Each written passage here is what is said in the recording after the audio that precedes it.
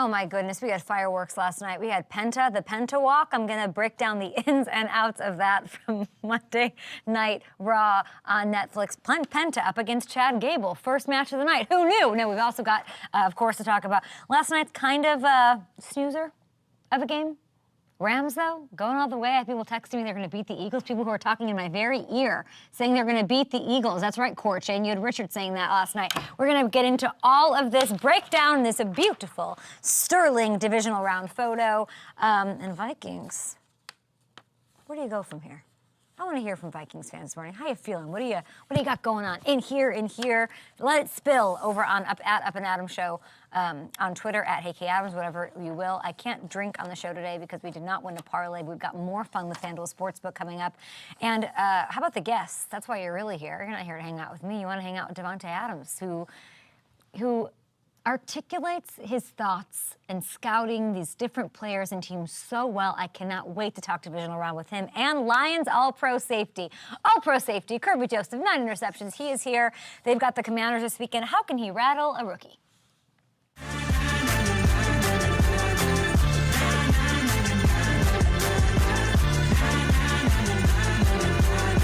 Matthew Hamilton, WWE's worst kept secret, Penta.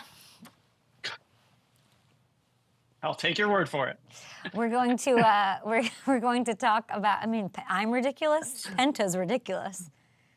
If I sit in makeup for an hour and a half every day, how long is Penta hanging out in makeup? That's the questions I need answered on today's show. Now, we have a huge show. Davante Adams is here. Kerby Joseph is here. We've got some coaching stuff going on we're going to get into. I got to say, our text chains were popping last night because we were bored. Yeah. Mostly with this game. The Rams dominating the Vikings last night.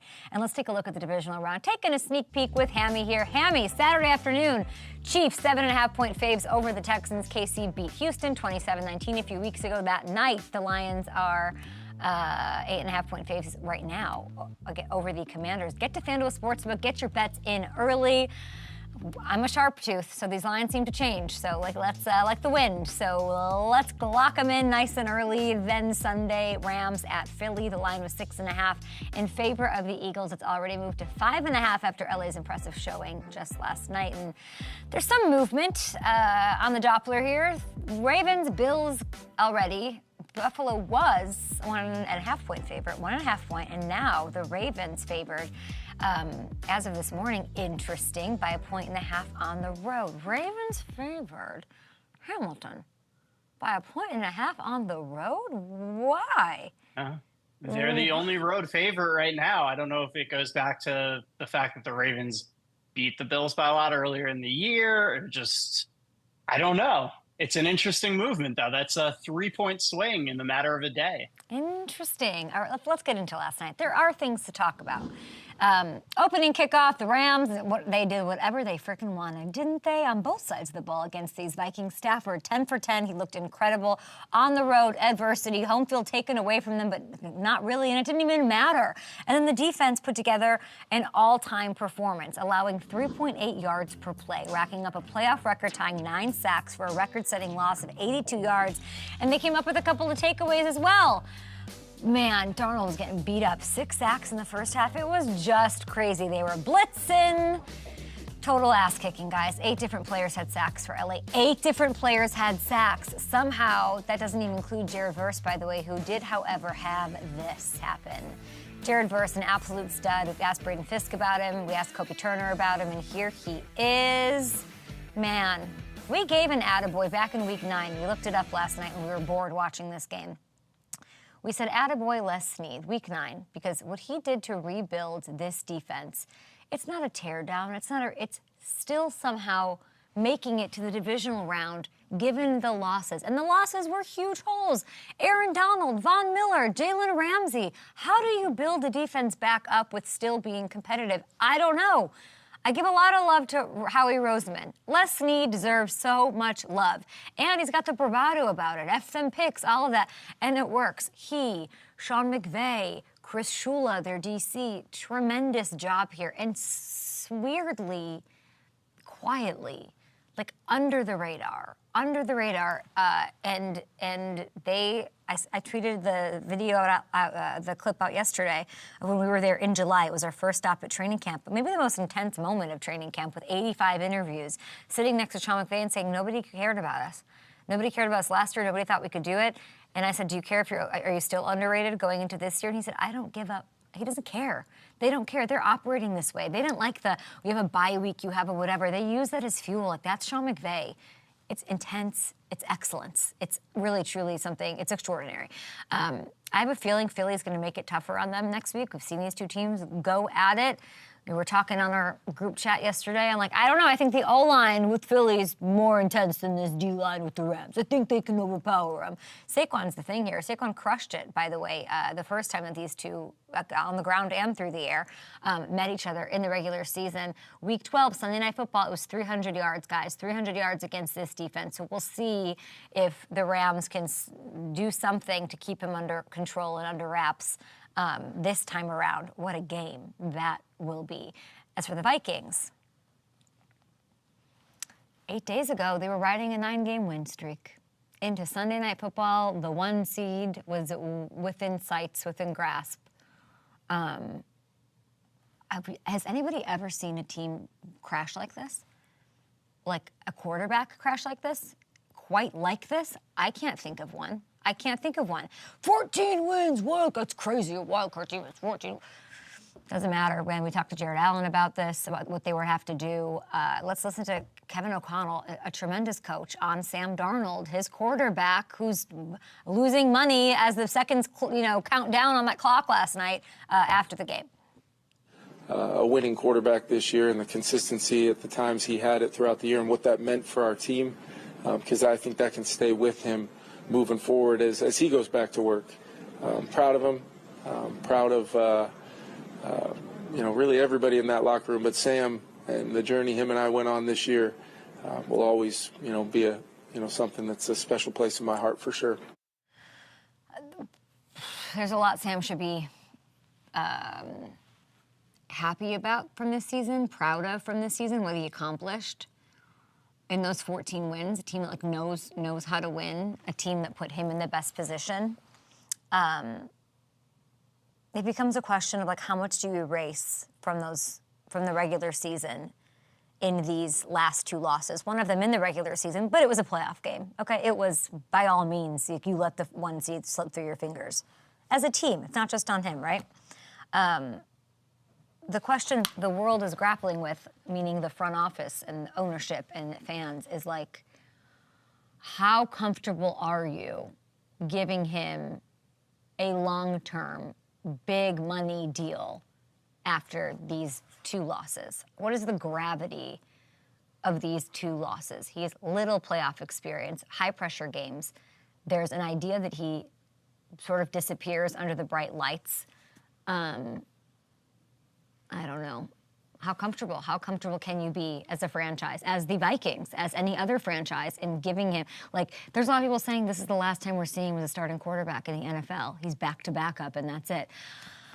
I don't know. The Rams should be sending an edible arrangement to the Lions because they gave them the blueprint, okay? It was press coverage, heavy pressure. Sam cannot handle that. Can you pay a guy who can't? Is there a way to get him to handle that? I don't know. This is alarming for sure. Something to think about. First-round quarterback is waiting in the wings in J.J. McCarthy, right, for the Vikings. It's very hard to picture Kwesi and this front office handing out a deal to make Sam the guy. I don't know. It's sort of unthinkable to even say that with where we were less than 2 weeks ago on a 9-game winning streak. But it kind of has come apart that dramatically. I can't wait to talk to... maybe we'll talk to Kerby Joseph about this. He plays them twice. Then you got Davante Adams coming on the show. These are, two players that might have some opinions on this. I don't know. We talked to Jared Allen. I'm so if you're Justin Jefferson, what's your take? What are you saying? Do you have pull? Best receiver in the game? I don't know. Sam's proven he can start and win games in this league. That's something people didn't believe going into the season. So there's a lot to be proud of. But is this another bridge? It's feeling like another bridge deal for him, unfortunately. Like the Giants or the Raiders alongside another rookie quarterback, something like that. As for the rest of the Vikings, you can't put it all on Sam. I want to say that it is a team sport, right? O-line didn't help. I thought once again, KOC could have maybe, with the play calling, like last week it was a little nervous, like Sam, and like they sort of both kept doing that, playing from behind, couldn't establish the run, which is all future Hall of Famer Jared Allen told us they got to run the ball. They couldn't. They're down, 24-3. Lots to reflect on. Would love to hear from Vikings fans. The most tortured fan base in the NFL for 100 years counting. Sorry, guys. I don't have nothing good to say. Great season, great regular season. It kind of doesn't matter. One and done in the playoffs. I'm blocking my mic. All right, we got Davante Adams on the show. Excited to bat around some wild card with our friend, whose Taco Bell commercials were literally everywhere all weekend long. We'll be back. Oh man, all of these teams. Davante probably was golfing this weekend. I know he wants to be playing, but like he didn't have to do much for like his career this weekend. Like there were enough, like the way the Broncos game went, the way the Packers game went, I was like, it's pretty lucrative, like a wild card weekend if you're Davante Adams. If you want to make a move, if a move gets made. All I'm saying. I thought about Davante and that Heath touchdown. Yeah, missed opportunity. There were a bunch Davante's caught about 30 of moments. those touchdowns in his career, literally 30. Yeah, there were a bunch of moments that kind of underscore the importance of having a number one all-pro caliber receiver out there, for sure. Yeah. Excited to talk to him. So I did not watch WWE last night. I know I went to Raw, and so people thought that I was going to I had to watch the game last night. I didn't watch, but I learned what a Royal Rumble is. And I think it's very cool. I had no idea the rules. Yeah. It's a pretty cool idea. So then I started thinking, I'm gonna fix this draft pick problem that seems to be rearing its head with like tanking and stuff. Let's take it out of Team Record's hands, right? Let's do a Royal Rumble of GMs. Let's do this. So I hit the Twitter sphere, like 1,000 responses. What were some of the good ones? And there were some great ones out there. Okay. Got Adam Peters coming in from the top row. We got to meet him in Washington. He's very tall. He could throw people over. Those are the rules. You got to throw them over the rope. I understand. Got it. What else? Yeah, this is it. Dan Morgan would kick everyone's ass. Yeah. He is still built like he's playing. Yeah. No doubt Howie would find a way.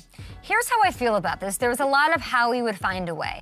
No, I think, and I think you agree, you don't think 31 GMs are colluding and trying to take their shot? You don't think 31 GMs want to get him out first? Of course they do. They're going to team up, kick Howie out, and then somehow Howie's going to come out on top and turn that 32nd pick into an all-star. Oh, 100%. He's going to be, let's get Howie out of the way as quick as possible. And yeah, he'll still, knowing him, he'll still find a way to weasel his way, trade up, or just make that 32nd pick a star. I like this because I think this idea obviously solves the problem of Jerry Jones wants the best for his team. So this is the only way for him to abdicate power. Is you have to go in there and fight 31 other guys. He might give the GM job to somebody else. Yeah. And then the Bengals, it would force them to pick one person to be a GM. I'm solving the world's issues here with a Royal Rumble. We got to throw GMs. We got to throw Casario in there too. Guy's jacked. He didn't get enough attention. Oh, welcome to our show, Up and Adams here. We've got Kerby Joseph on the program. He's got a big one up against a rookie quarterback in Jayden Daniels, who's got ice in his veins, who's unflappable, and he was last week in his first taste of the playoffs. We also have our best friend is on the program, 3-time All-Pro, 6-time Pro Bowler, Davante Adams. How was your weekend? Did you watch football? Not very much. I did watch the Packers game, but I did not. Yesterday, I was not as locked in on the game. Today's my wife's birthday, so we were doing stuff with the kids and trying to get my mind off football, honestly. But yeah, we're back. Wife's birthday. What happens? You're rolling out the red carpet. What's the energy? What are the vibes? What are the gifts? I can't share too much on camera because there's a lot of haters out there. They may not agree with some of the things, but she will be very happy for her birthday. That's for sure. You saying that you don't want to watch football, but you watch the Packers game sort of feeds into the hands of all these people trying to connect you to the Packers.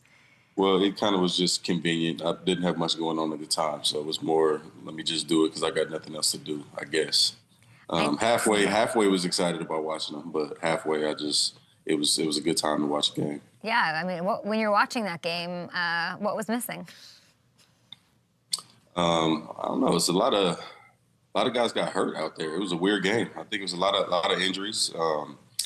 Some obviously critical players as well. Seeing Josh Myers go down was tough.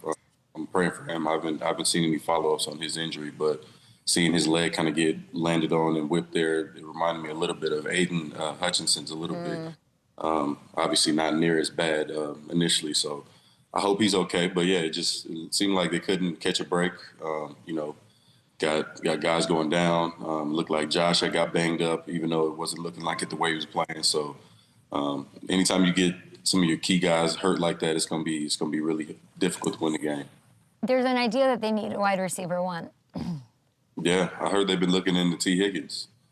Oh. Yeah, he's a good player. I think that's it's not a bad move. Yeah, I think T. Higgins is probably staying with the Bengals though. Is that what you're thinking? That's what Joe Burrow is saying. Well, I mean that would be awesome. I would love to see that.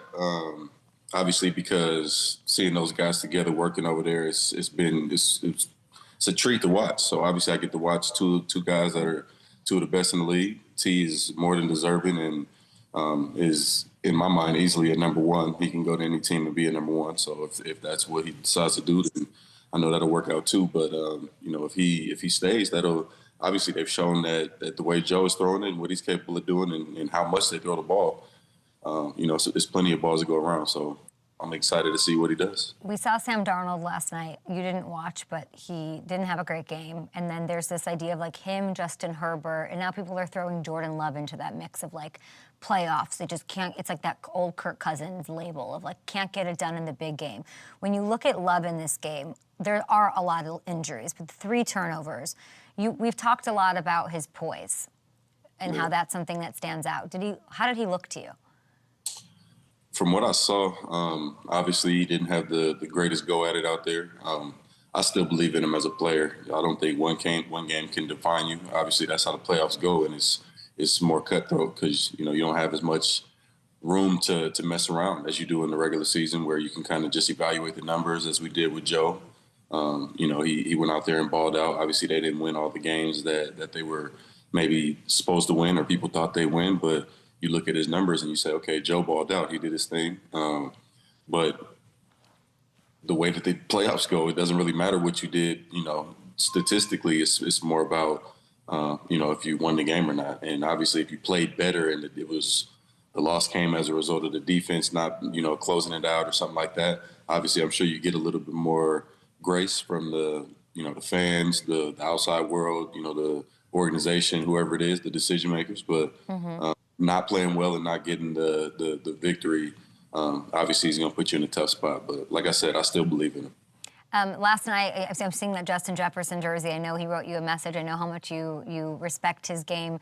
They couldn't get it done. And I want to show you this because he got sacked 9 times. Darnold got sacked 9 times. It was brutal. So it's not just him. But let's look. Jared Verse, total menace. So he has a scoop and score touchdown. But he also had this sort of like WWE-style belly flop on Darnold. What would you be thinking if that man was flying through the air coming at you? This is unbelievable. Oh, my gosh. Well, first of all, they didn't throw a flag on this? No. They did not throw a flag on this. What do you think of that? I guess it was early enough or he didn't land on him hard enough, but yeah, that first thing I'd be thinking, I'd be trying to roll over so I don't have this man land on top of me.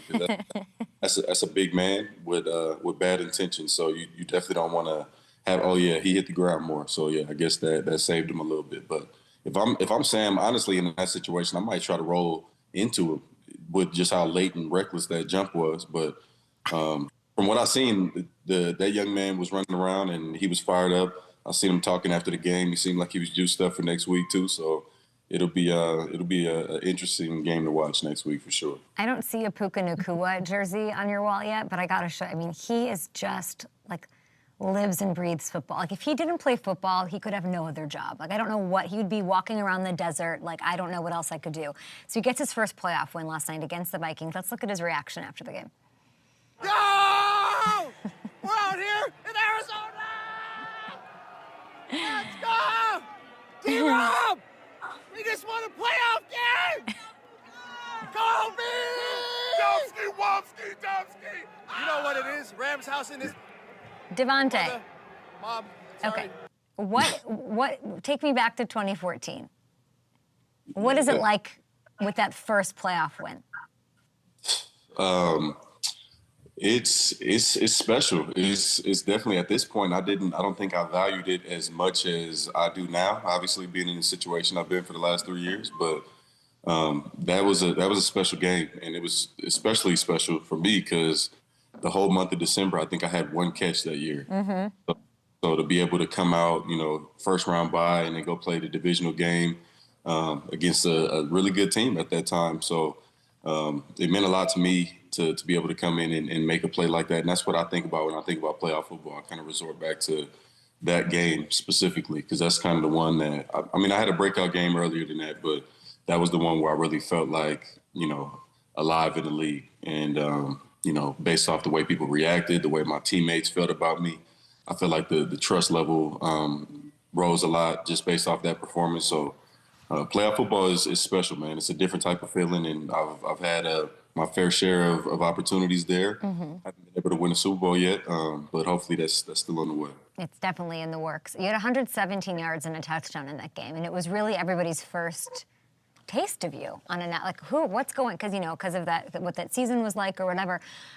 I look at Jayden Daniels in his debut, and that's a playoff quarterback. He's unflappable. And then you look at these heavy labels like we're talking about with the Darnolds, for instance. You're saying you just use the word special. Playoff football is special. Can you tell me more about that? Is it really different? Is it true? Does the media, do people like me cling on to he can't play in the playoffs? He's a regular. Is there more to that or less to that than is reality? Yeah, the playoffs. The way I would compare it is it's almost like a player being able to ball out all throughout the first three quarters, and then they get to the 2-minute drive or a must-have 4-minute drive where you got to finish it off with the ball, and you get the fumbling or your mind's not right, you're running the wrong route, you can't lock in and catch the ball and make those plays. I think that the playoffs are like the 2-minute drive to win the game, but it's the whole game. It's that type of intensity. So. For whatever reason, people get up more for it. I wouldn't say that I necessarily get up. I think my heart starts beating and my blood starts flowing a little bit more for the playoff games. But I'm not the type that, treats a regular season game, like it's not as serious as a playoff game. But that's kind of how the league does. Every game is hard to win, but once you get in the playoffs, it's a different type of beast to lock in. Everybody knows, it's win or go home. So it's that same type of gotta have it mentality, but it's all game. So the Eagles beat the Packers because they didn't have you on the field. Can you tell me what's going on here? Take a listen to what Josh Jacobs had to say. Oh, no, are we doing that? No, what are we doing? I did. So hold on, I skipped my whole question. I had it written down here. No, I want you to take a listen to what Josh Jacobs said about the Packers heading into the offseason. We got some guys, like I said, the locker room is going to be different. We got some guys due for a contract this year. And we don't know what that's going to look like, how that's going to shake up. But I know I'm going to try to get some guys in. So you talked about a playoff win and a great performance. A playoff loss has to be brutal. They hand you that black bag, right? The garbage bag, you're clearing out your locker. What do you think the Packers need to focus on, knowing just the culture of that team? What are they going to focus on in these coming months? Well, first off, that's kind of impressive. About the black bag. Mm-hmm. It's sad. It makes me so sad. Everybody gets that black bag. That's a sad day for sure. You're walking around doing the physicals and all that stuff, and it sucks. But if I had to try to pinpoint something, I think that the Packers, obviously, it depends on the health of their team. Coming into the beginning of next season, I think. Obviously, if Josh is banged up and it's Josh Myers, if he's still hurt, they're going to need to, do something about that. Hopefully they have somebody, behind him that's ready to go and ready to fill that void. But you have those. You got to see what's up with Dobbs and Christian. Obviously, Romeo having a few plays this year where he ended up a little banged up and hit his head on the ground. So seeing where he is with that, and, you never know. It's kind of that Tua situation where it can be a week, or it can be, it can extend out longer than that. So we'll see. I'm praying for him either way, but I just think it kind of depends on the health of the team. And it's looking right now like obviously they might need some receiver help in one way or the other, just based off of what they have available. And maybe a veteran or something in there. I don't know. We'll see. And they've got to contend in the division. I'm sure like that leads their decisions too, having to keep up with the guy, like the jerseys in their back wall. So I keep looking at this Justin Jefferson. I talked about it to start the show. Darnold loses. They have these 14 wins, 9 straight wins, 2 epic playoff caliber games. One's a real playoff game. And it's bad. I've never seen a spiral like that. It's been bad. If you're Justin Jefferson and you're this like highly paid, highly touted, highly talented receiver, do you like inject yourself in that conversation about what the future is? Because they have to decide about Sam. Like, you know how important it is to have a great quarterback. Do you just lay low and like whatever they decide, I'm here? Like, what would you do?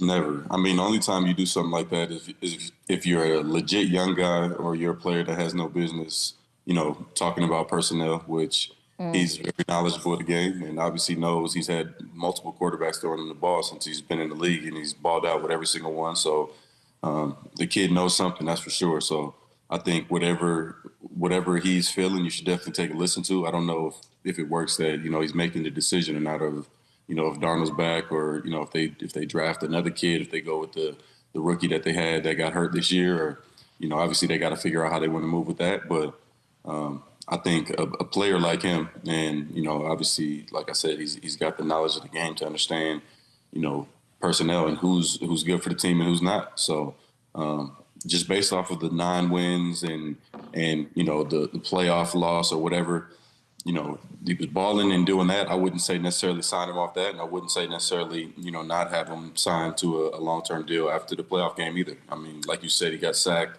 9 times. That's, that can weigh on the quarterback. It's not easy to play a game when you got people running full speed at you all game and you don't have much protection back there. So, maybe the idea, I don't know what the protection was like all year, so I may be speaking, blindly, but maybe it's a situation where you got to figure out something up front to help him out. And, like I said, they may have protected great all year, but to get sacked 9 times, that doesn't happen on a fluke. So maybe it's a protection issue they got to address or something. But I know number 18 is going to be out there ready to go, and so is 33. And I'm so sad for 33. I know, me too. I'm always rooting for him. I always want to see him do well, but he still had a hell of a year and had a good time over there as far as what it looked like to me. There's some players when they change teams, not that I forget about their original team, but I'm like, oh yeah, DeAndre Hopkins played for the Texans, but now, or I'll think of just like, with you guys, it's always, like I almost today said I have Kerby Joseph and Davante Adams, NFC North. Like I said that, and I'm like, why it's been a long time since you were there. Yeah. But when I look at Aaron Jones, he's still, I know he's a Viking, don't take this the wrong way, Vikings fans, but no, he's like a Packer. And like, even with Aaron, I'm like, Aaron's still, like there's this group of you that it all worked when you were together for that moment. Yeah, I think yeah, that's normal to feel that way. Yeah. I think it has been a while, but anytime you made your name somewhere and then you go somewhere else and it doesn't get better, obviously it's going to be easier to think back to different times. Whereas, Hop played for the Texans, went to the Titans, it didn't get better. But then now he's on the Chiefs, and obviously they're in a whole different boat. So yeah, makes sense. Maybe that's kind of why I think sometimes that's how it is with me. Anytime a player leaves and they go somewhere and they ball out or win a championship, now you kind of associate them more with that team. So if any of us get that, then maybe you'll think about the new team for us. Well, I don't think you look at Twitter. I know you're like getting away and that you don't, you care to a certain point because you care about the fans and their experience, but you also have to do what's right for you. Right. But you were like 99% approval rating by Packers fans. Really? I gotta say, like, you said that thing about the Packers leaving the door open. You barely said anything. You are a Jet. So everyone understands, like, you are a New York Jet. And, you said something about, like, playing for previous teams, leaving the door. And it is just get him home. Bring him home. No saltiness here. We love you. Like, what is that? Because it doesn't happen, and you shouldn't expect it to happen, but it really is, like, you are welcome back anytime. You could go to any game. You're eating for free. Like that is just what that is. How special is that? No, I mean, it's special. It's a special fan base. Just the Green Bay area alone, I don't think I've ever received so much love from fans, locally, and almost to the point where you started to see the same people with such a small community out there. So, I received a lot of love, and I gave a lot of love and gave everything I had to that organization for, almost a decade. So, I can see why they would be happy, but you can also see, so there's some situations where they, certain fans might not, because of, me deciding that I wanted to, be traded, which, you can understand to a certain extent how they would feel, on that as well. But at the end of the day, it's, as long as people understand that when people have to make certain moves in this league, sometimes it's just for, what you think is best for you at the time. And, whether or not it works out is a totally different thing. But, you got to make calculated decisions in this game. When I think about all of you, Mike McCarthy was the coach. So then he's in the headlines now because Jerry Jones said that they're, I think, mutually decided after the 5 years, we're just going to go our separate ways, clean slate. He's no longer the Cowboys coach. I think his contract was set to expire today, maybe tomorrow. Did the Cowboys get that right? I can't say that. I think Mike's a great coach. It's always tough when you have a lot of success, you win a lot of games. They're always ready to put everybody on the chopping block, basically. You have to win a championship every, at least be up for a championship every 3 years at least. And if you don't, then they're talking about getting ready. You got Mike Tomlin, who's one of the greatest coaches ever, and has done some things that, a lot of coaches have not done. Most coaches, maybe no coach has done, as far as winning games and winning seasons. And, there's talks about firing him. There's only one team that's happy at the end of the year. So if you're going to fire coaches just based off not winning a championship, then, there'd be a lot of guys fired out there. So I believe in Mike, and I think he's a great coach. And, anybody that's going to end up with him is going to be lucky to have him. Well, Mike, I would like to see, how do you convince Aaron to have one last dance with you, Aaron and McCarthy? I don't know if there's any convincing Aaron of anything. It's going to be hard enough to convince me of anything, because I think both of us are just trying to figure out where our heads, is at, and figure out what's the best move. It's not as much time as we would like left, so it's all very calculated decisions at this point. So we got to kind of take our time and see what makes most sense. You brought up Tomlin. I mean, the rumors before you got traded to the Jets were Pittsburgh. Yeah. Pittsburgh could have used you this past weekend. Yeah, you like Tomlin? You'd play for Tomlin?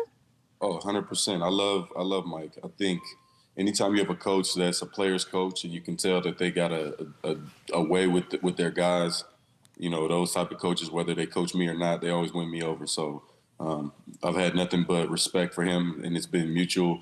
He talked to me during some games. I remember last year in 2023, they came to our place in Vegas and we played them, and I think Joey Porter had made a play on the sideline or something on me, and he got up barking and screaming and hollering like in my face a little bit, and I just kind of looked at him like, and then I looked over at Mike Tomlin, and he comes running, flying over to me. He's like, "Hey man, he's young. Just let him live."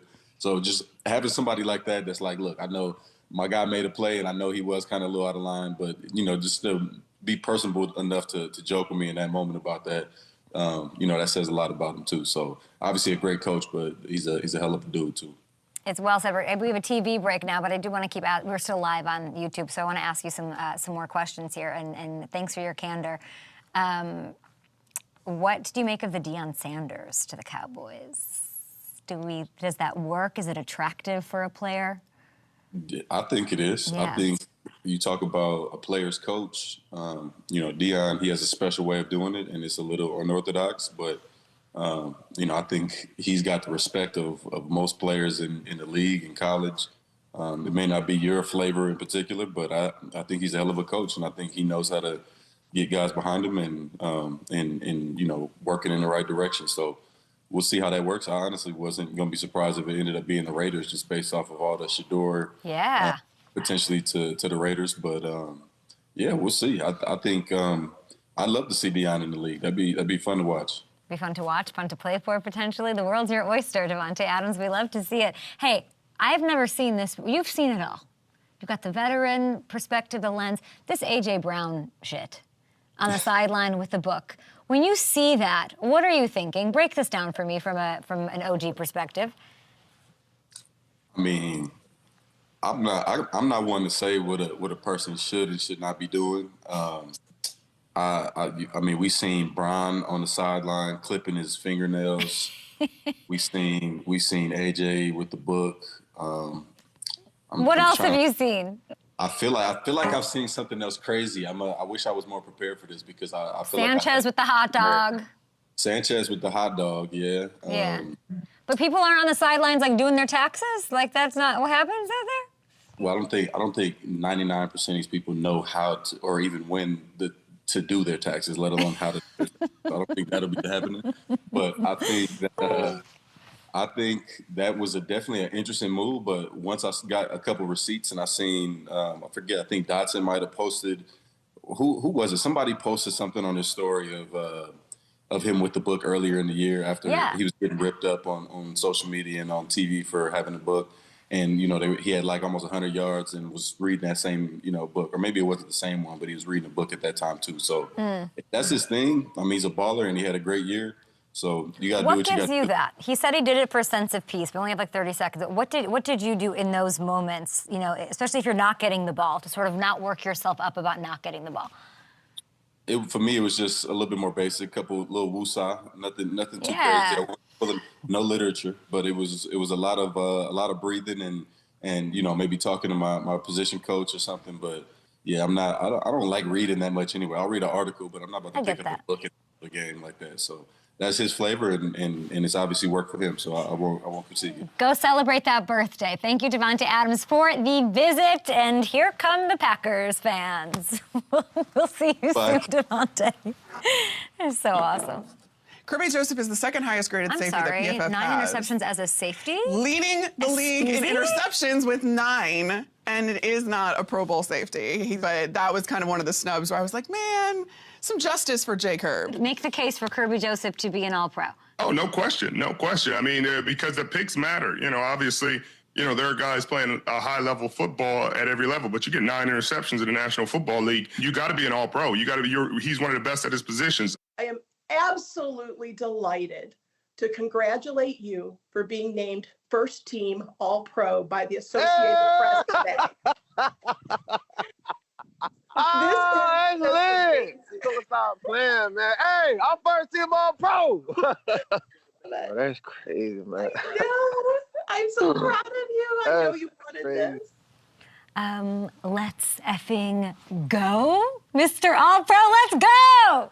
Yeah. What's up, Kay? What do you mean, what's up? You're what's up. You're on top of the food chain. Last time I talked to you, it feels like it was yesterday. You had 2 interceptions. 7 picks later, you have 9, and you are an All-Pro. Let's go. Yeah, that's crazy. That's crazy how it all happened. Really, I can only thank God.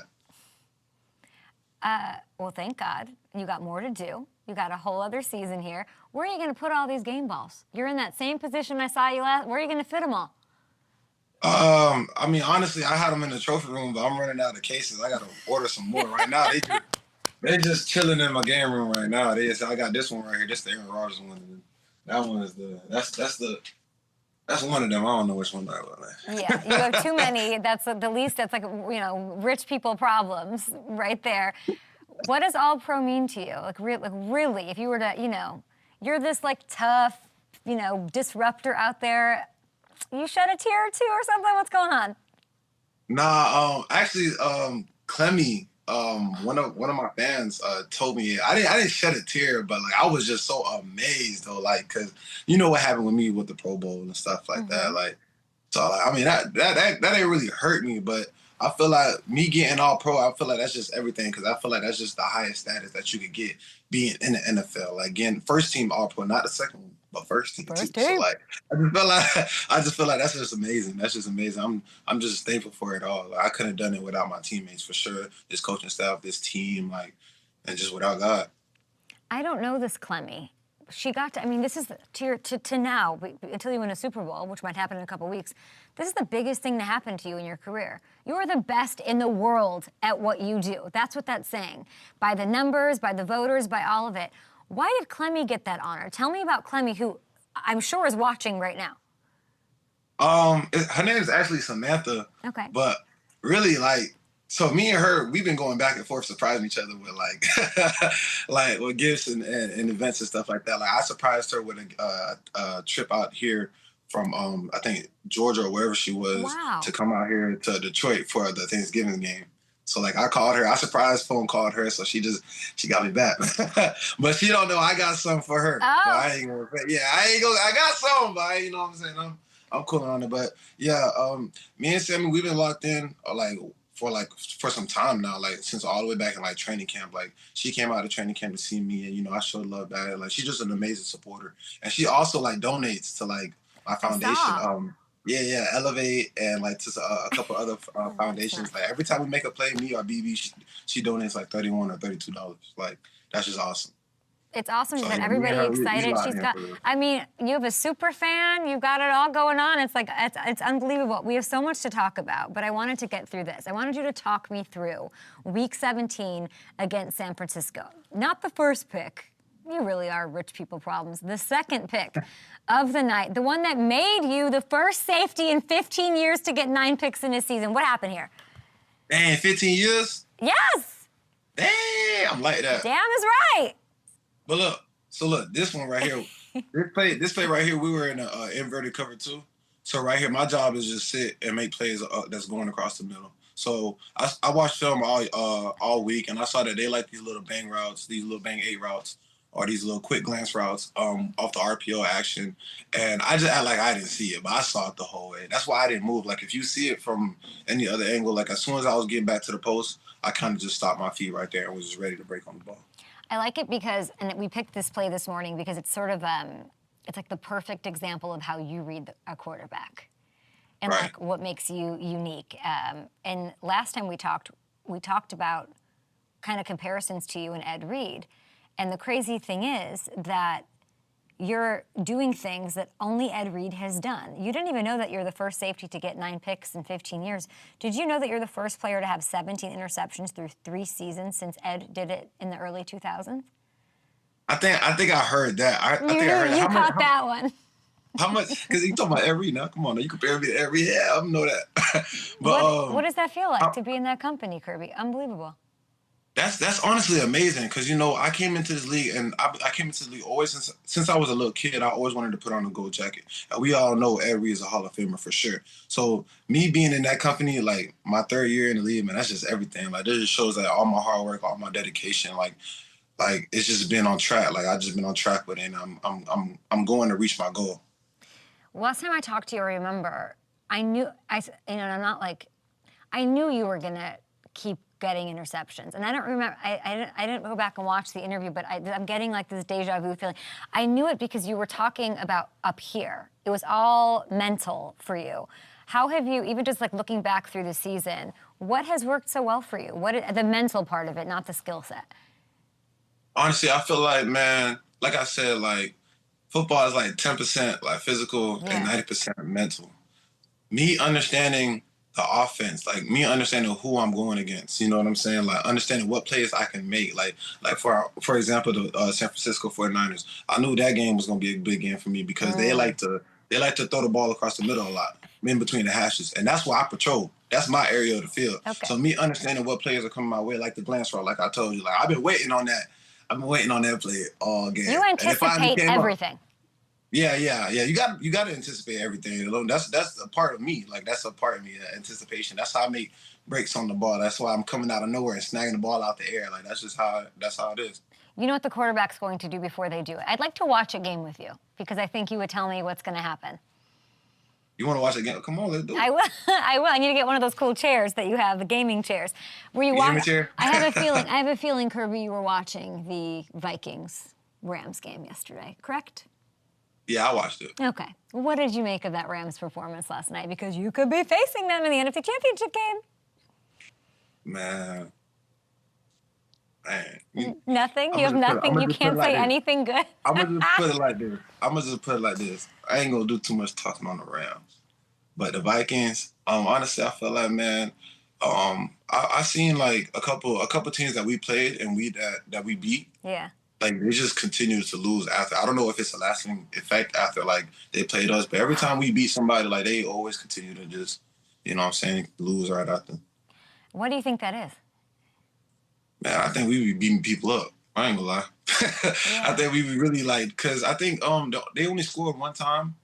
Yeah, I think they only scored like one time that game. I feel like our game they didn't score at all. You know. I thought it was more about the blueprint. Now, not everybody can do what you guys do, but what you did. I was talking to Jared Allen of Vikings Great about this. About you guys did to the Vikings, and then the Rams were like, "We're just gonna do that." Yeah, hey, it's. I mean, it's out there on film. Like you see what we do. Like I feel like, man, what we put out there on film is like physicality, you know, and toughness. You know, I feel like we out physical our opponents. You know what I'm saying? So you beat people up, and then they sort of start spiraling. So now you're making the case to pay Sam Darnold because it's not that he can't handle the big moment. It's because he had to play the Lions. I mean, man, I don't want to speak on the contract or whatever he got going on. But I'm just saying, when he saw us, bro, you know what I'm saying, he wasn't doing nothing. They followed the blueprint, like I just told you. I got to know what the team is doing. This is a great team, a great locker room. Have y'all come together and discussed how you plan to keep Ben Johnson and Aaron Glenn in the building? Are we building like an enclosure, a wall? Are we what are we doing? Man, we got to do something. We have to do something. We have to do something. Like AG, like I don't want to see him go. Like I want him to stay with us for like forever. Especially with me. Like I love AG. Like me coming into the league, bro. Like he's a DB. Like he really made me who I really am in this league. Like I don't want him to go nowhere. Like me just talking to him or me just being in the meetings, just seeing what he's preaching, his philosophy on defense, the identity of our defense. I feel like, man, that's just everything, man. I don't want to see him go. Like, can you tell me what you mean by that? How has he made you who you are? How does he get the best out of you?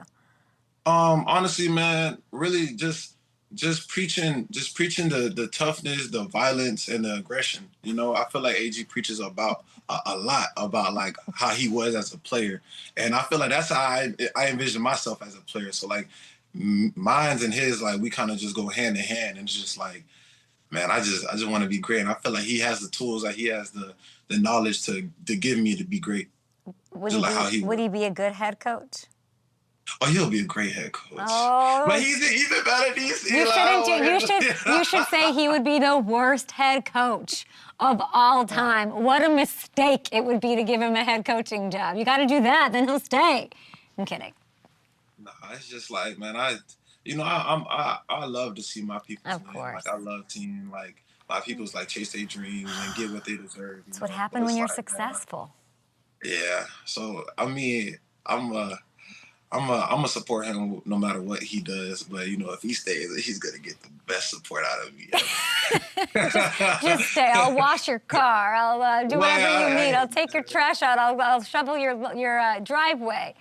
Like, man, but yeah, I'm just happy for him. I'm just happy for everything. You know what I'm saying? Calvin Johnson told me that he was on my show a couple weeks ago, and he said that he hangs out with the DBs the most. Is that true? Yeah, he be with us. You know, he can take it. Doing what? We the most honest like group out there. I know y'all be seeing like the receivers, they score offense, but we really be hanging. You know what I'm saying? Like you come out and practice, we having fun for real. So I feel like, man, we just out there having a good time. I feel like we doing it with our swagger. You know, I feel like that's just our swagger. So like, you know, Megatron got swag too. You know I feel like Megatron made it seem like he was out there coaching y'all up, like that you needed some help. That's not the case. He just wants to be around you because you're fun. I mean, it could be a little both. I mean, me and him, we be having our little talks. You know what I'm saying? Mm-hmm. I be understanding like how like receivers want to attack the ball and stuff like that. That's why I be like the way I'm able to high point the ball and get the ball out. You know, break it up and stuff like that. People had a really hard time with Calvin like years ago because he walked away, and it's why, and he's sort of like misunderstood. In that way. And then I look at you and you're this like ball of joy. You're flying a fan from Georgia to come see you. But then there's this idea of you that I don't know if it matches, you know, just the way you play. People don't like the way you play sometimes. I see it on Twitter, you see it on Twitter. Like, how much does that bother you? To be honest, I ain't coming to this league to make friends. I already got my friends for life. So as long as I got my brothers, I ain't really worried about none of that. And second, man, hey, people don't like what I do, but when they see me, they don't do nothing. So I ain't worried about it. Y'all know where I'm at. Y'all know who I am. Come talk to me. So the NFLPA Pro Bowl, All Pro, whatever, and then the Pro Bowl vote. Like, does that fuel you? Yeah, definitely it fuels me. You know what I'm saying? Like, y'all, all right, cool. Like, y'all wanna keep playing with my success with my name and stuff like that. So, like, I mean, definitely, like, next time I get my chance to be out there field, I'm gonna keep making myself known. I'm gonna keep making history. I'm gonna keep making plays. You know, because I don't like to be denied. You know what I'm saying? And the fact that I'm denied, I was denied from the Pro Bowl. I mean, it is what it is. But honestly, I wasn't even trying to go to the Pro Bowl anyways. So y'all can have that. You know what I'm saying? Like, y'all can really have that. I'm going to the Super Bowl and I'm all pro. So like, I feel like it all worked out in the end. But yeah. I mean, All Pro is the one. That is the one that you want. Definitely. And you like, got I feel it. like that's just it wasn't given to you or vote. It was life. It was by the. It's one that's mostly statistical. Like it's one that you definitely earned and continue to earn. And you want to go to the Super Bowl. I love that for you. Got to get past this Jayden Daniels. This dude is tough to rattle. He's calm. He's collected. What are you noticing about him? I feel like he uses his legs a lot. You know what I'm saying, to make plays. You know, I feel like for a rookie quarterback, he does a great job moving the ball around, getting into his guys and stuff like that. But I feel like with AG, we trust the game plan. I feel like we'll do a good job on this game. Jayden and McLaurin, both Pro Bowlers. Oh yeah. You know, I'm really looking forward for this game because I got a lot of my former teammates on this game. So like, I can't wait to go see my boys. You know what I'm saying, and play against them. Tell me about that. What does that mean? Do you talk to I mean, them? that's Who everything. are we you know talking about? like, How much shit talking's happening? It's kind of hard to, we doing it over the phone, but it's kind of hard to do it during the game because we all play defense. Really. But I mean, it's everything. I love going against my brothers. Like, I love competing. You know what I'm saying? So like, it's just to see them again. Like, that's just amazing, especially on this stage. Like, we played ball back in Illinois. Quan Martin and Johnny Newton, especially my boy Mikey Simmons. It's just amazing though. It's just amazing though. Honestly, like, it's just amazing. Like, I've been waiting for this moment for some time now. Yeah, since college, since you're back at Illinois. Yeah. I didn't even think about that. I think that's amazing. You got Dan Quinn, Cliff Kingsbury's offense. They've been amazing on fourth down. That's what I want to talk to you. And a little nitty gritty here. What does that do to your approach, knowing that they are allergic to punting? I feel like, man, we just gotta play our game. Understand what their go-to plays are on these fourth downs. I feel like every offense has their go-to plays and stuff like that. Understanding the situation that we're in, and honestly, just making plays. I feel like when it comes down to it, it's going to come down to one person, like a one-on-one matchup, and I feel like that we got to win our one-on-ones. We have a TV timeout right now, but I want to keep talking to you because we're still live on YouTube. We're going to get this content out. This injury bug has been a storyline, right, for this later part of the season. Is there any good in that? Like, if you can really tell me how that builds something, how people can step up and how it makes you guys better, because it seems like it has. I feel like it's just everything because it shows our team's adversity, I feel like this is something we talked about back in training camp to where, like, we told everybody, like, we need everybody to win, not just the starters, because injuries happen. We didn't know that all these injuries were going to happen. You know what I'm saying? But everybody knew that it was going to take everybody to win, especially throughout the season. It was going to take everybody to win. So just understanding that, I feel like we did a great job just staying together, like, through the ups and downs of the season. Like, we took a couple losses, but we didn't falter. Like, we didn't waver. Like, we just got back to business. Got back to work. Did you watch the Eagles-Packers game? Oh yeah. I watched a little bit of it. Yeah. Just a little bit. Just a little bit. What were your thoughts? Are you so sad that your division rivals have gone away? I ain't sad. I mean, it is what it is. It's playoff time. Ain't no remorse. But I mean, that game was it was pretty good. I mean, I was watching it. Like I said, I watched a little bit. Just a little. Which part did you watch the part where Saquon slid? Well, he slid? No. Yes. What happened? Let me see. Kirby, this is unbelievable. He's got nobody. He would have. Why he ain't scoring? Tell me. You tell me. You didn't see this? Are you joking? Are you joking? Nah, he I would have created that. That's why I played you. I would have created that. That's too open. No, that's. Oh man. Why you do that? You tell me. Let me see. What was it? Fourth quarter? Fourth quarter, they're up big. Well, they were Let's trying to see. get the Let's ball keep back. looking. I mean, our friend Kirby has not seen this. Keep playing it, please. It's 22-10. It's over. It's a minute left on the clock, and he slid really early, leaving the door open, mind you. Nah. What is this? I ain't gonna lie. I like to stomp him out. So All if the you're a way. defender on this, if you're a defender on the field, and the safety, by the way, you're the last line of defense. Kirby, this play is for you. What are you doing in this play? How do you feel?